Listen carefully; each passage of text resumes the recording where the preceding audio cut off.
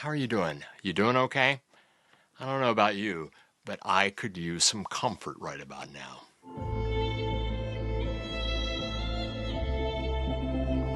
Our country has made a choice about who should be president, and while this is obviously not a choice I would have made, or even you would have made, this is democracy and this is life. Now we live it.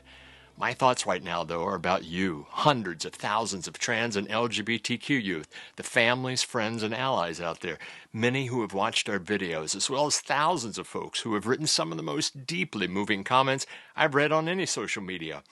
What you do now has never been more important, especially if you live in a red state. Even though you had nothing to do with anti-trans and anti-LGBTQ laws and rhetoric, or the outcome of this election, you now have a vital project ahead of you, maybe the most important project you've ever had. I want you to please listen to 3 really important jobs you now have. The first part, first and foremost, you have to survive. Your future self, the person you will become, is depending on you to not only survive, but to thrive. It's going to take some time, but things will get better, I promise you. Change comes slowly, but you will grow into a much-loved and loving soul. But you got to get there first, and that you, who you will become, your future self, right now, at this very minute, is saying to you, please survive. That means you have to be careful. Stay away from people who will do you harm. You're smart. You know who wishes you well and who wishes you ill. Find those people who will support you and rely on them.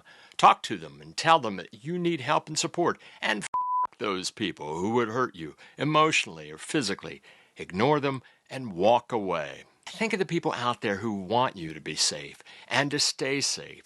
The people who want to support you, and they are there, trust me. Friends, family members, folks in the community, religious leaders, doctors, teachers, counselors, not to forget the thousands of people, a whole army of passionate and dedicated LGBTQ youth leaders all over the country and in your county.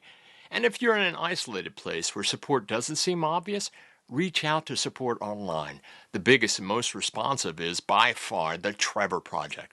But there are so many others too, such as It Gets Better, the Rainbow Youth Project, the Gender Cool Project, as well as a host of regional orgs, such as in my state, there's Outright Vermont. But whether you're looking for support in person or on the phone or online, use your words. Be very clear and tell your would-be supporter that you need support now.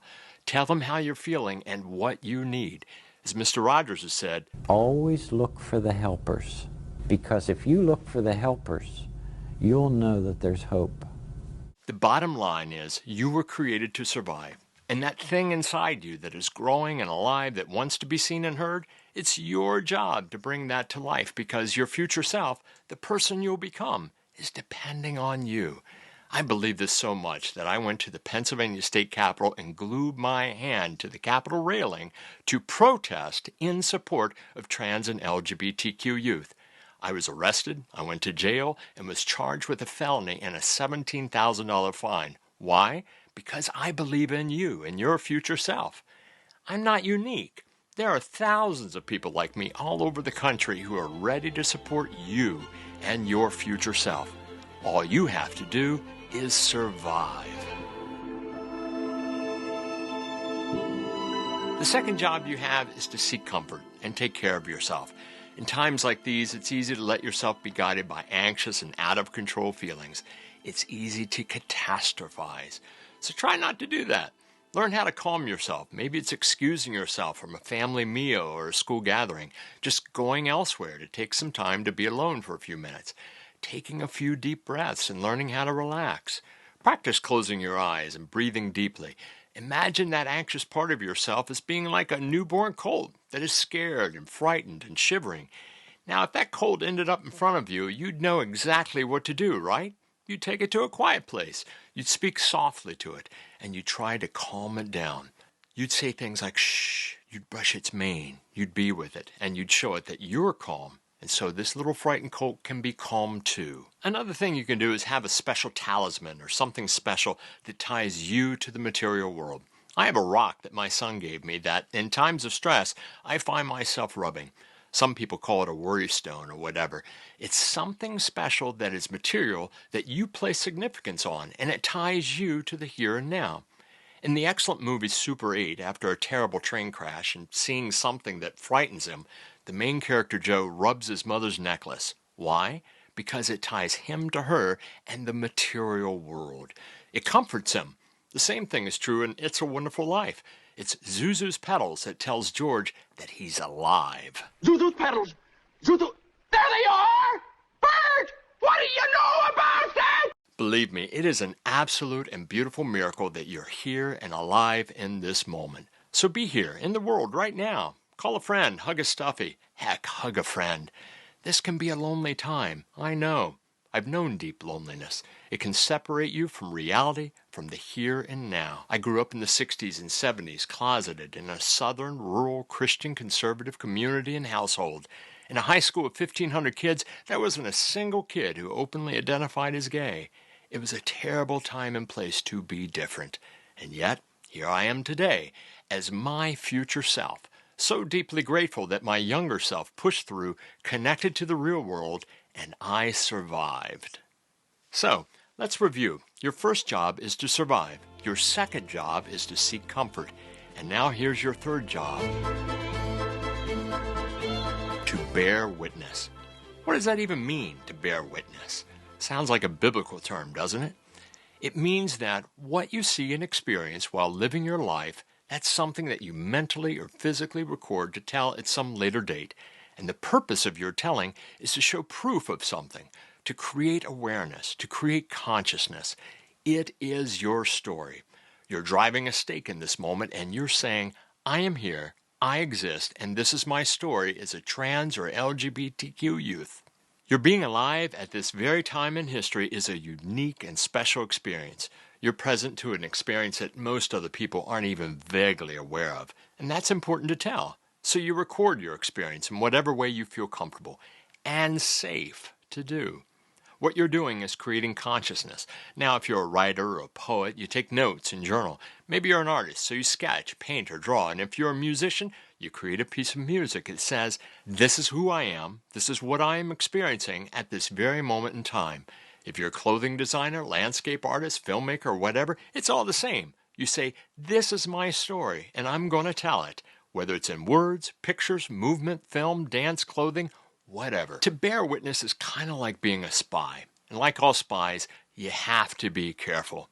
If you live in a home, community, or school that might be hostile to your existence, again, you do smart things to survive. Things like you don't leave your journal or sketches out where others can trash it and hurt you. Remember, this is for your future self, to tell your story. And one day, maybe you'll pull out those notes and create something that truly creates awareness and consciousness in the world.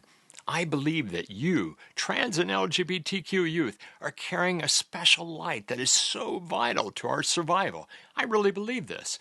That's why I use the traditional song, This Little Light of Mine, in our PSA, Not Losing You, which, between YouTube and TikTok, has reached over 2 million views.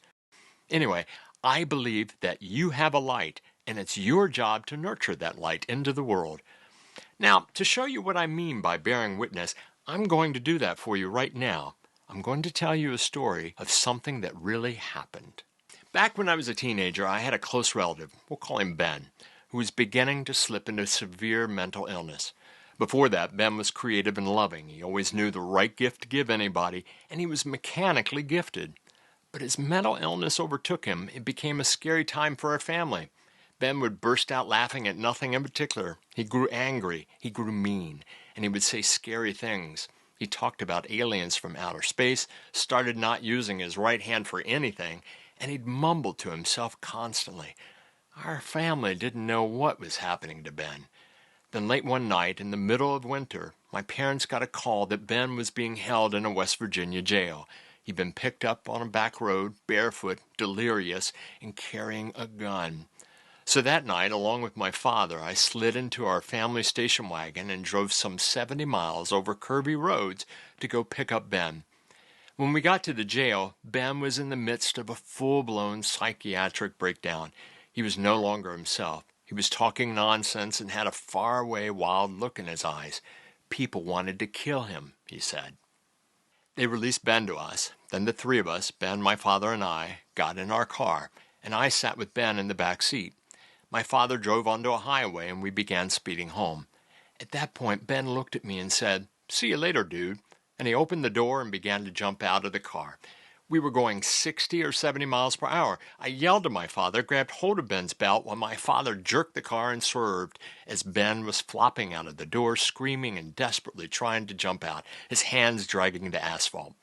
My father quickly pulled over. We subdued Ben on the floor of the back seat, tying his hands together with a belt, and I sat on top of him as he cursed and yelled out of control. Then we drove back home. On the way, my father stopped at a payphone, then called ahead to tell my mother to call the police and the hospital and to have them meet us at our house. When we arrived at the driveway at our home, the police were waiting for us, an ambulance was waiting for us, and a lot of uniformed men were also waiting in the driveway. As the police moved to get Ben from the car, things turned violent. There was screaming, fighting, and kicking. The police finally pinned Ben to the ground, subdued him further, loaded him into the ambulance. Then just like that, the police cars, the ambulance, and everybody sped away. As my father and I stood there, alone, in the darkened front yard of our house, without even so much as a hint of irony, my father said, "Well, at least he's not gay."